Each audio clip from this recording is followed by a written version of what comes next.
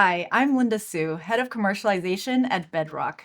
And today we're going to be talking about construction job site safety and the impact that autonomous systems can have.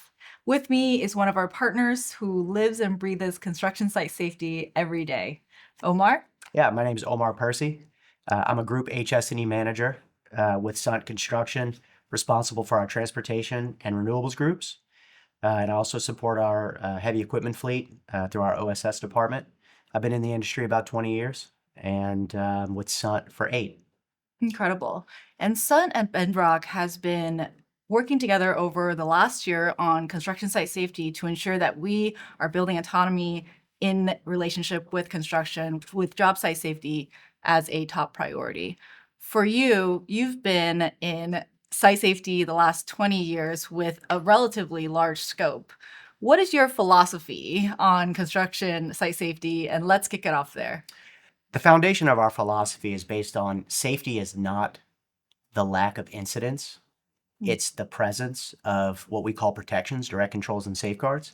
That's the philosophy. And how we protect our workers on the job site is through planning and execution of those direct controls and safeguards. Construction, we chatted earlier, construction is one of the most dangerous fields and industries out there, and it's not hard to imagine why that might be. Tell us a little bit about the causes and hazards of more serious injuries in construction sites. Yeah, like you said, there's thousands of hazards that we encounter on a construction site day by day on an hourly basis with every task that we do. But a lot of times it comes down to human choice. Mm. Um, the whole point of construction safety is to protect human life.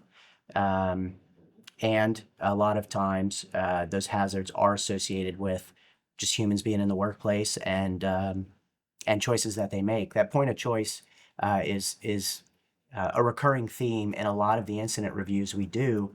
There's always a point where an involved employee is like, I knew I shouldn't have done that. Mm. Or, right before the incident happened, I had a feeling like something could go wrong and I should have stopped. Um, so a lot of it's man-made. Yeah. When I think about construction, one of the top priorities is usually productivity and efficiency. And how do you think about balancing that, especially in projects like data centers, which has booming demand and folks are trying to get these data centers stood up as quickly as possible? How do you balance the demand, productivity side of things with building in a safe environment? Well, Sunt's mission is to be the most skilled builder in America, Hmm. and the most skilled builders are able to strike that balance, the balance with production, quality, and most importantly, safety. And it's a challenge. We do it through planning. We do it through innovating new tools and ways to build, ways to build faster and more safely with more quality. Which maybe brings me to my next question. If you had more consistent, predictable, as a part of an autonomy system in the construction site, how would that change things? Yeah, I mean, it's a dynamic environment. We work in a very dangerous dynamic environment, and consistent predictability will absolutely benefit us to have better outcomes.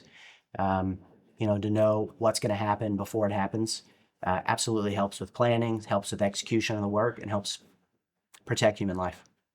On the safety side, we can kind of see how autonomy might play a role. How else might autonomy play a role within the job site from your perspective, but also maybe the broader construction kind of ecosystem? Yeah, I mean, more than just hazards related directly to construction work, there are a lot of life balance issues with construction people who have a career in construction. There's fatigue, people come to work emotionally compromised from whatever's going on outside of their life. And, the opportunity through autonomy and robotic construction equipment to have people maybe not work as many hours, not have to work at night, not have to work in these remote locations is very intriguing from a safety standpoint and from an overall employee wellness standpoint. Yeah. One of the stats when we were chatting earlier, that really stood out to me was that fatalities in construction hasn't come down in the last 20 years, which is a really wild stat. Although the good thing is the number of injuries has come down during that time. Why do you think that is? And is the industry changing their perspective on what to focus on? It certainly feels like the industry is changing its perspective on what we're focusing on.